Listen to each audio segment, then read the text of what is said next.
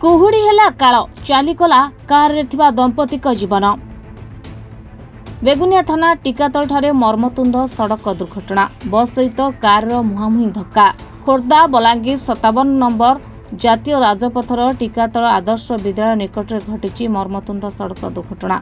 विशाखा यात्रीवाही बस सहित मुहांमुही पिटी होईछि सेलेरिओ कार। घन कुहुड़ी कारण रास्ता देखा नजिबारु दुर्घटना घटिथिबा सूचना।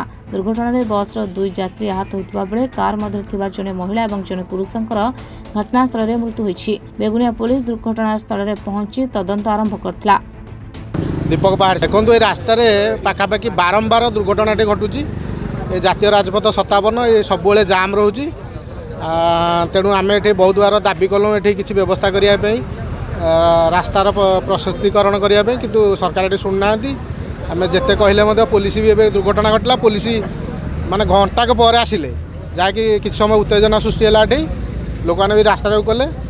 तेणु यहाँ प्रशासन स्थान को दृष्टि देवा दरकार निहाती देवा दरकार। पाखे भी आदर्श विद्यालय रोचे पिला यातायात रोचे। ये गाड़ी बहुत स्पीड रोचे माने यही खोर्धारू बोलगड़ भितर ये टीकातलू पिचुगुड़ी गाड़ी सब स्पीड रहे। तेणु यहाँ जातीय राजपथ टी गुरुत्व आवश्यक अच्छी। बेगुनिया जागेश्वर प्रधान का रिपोर्ट रिपोर्टर्स टुडे।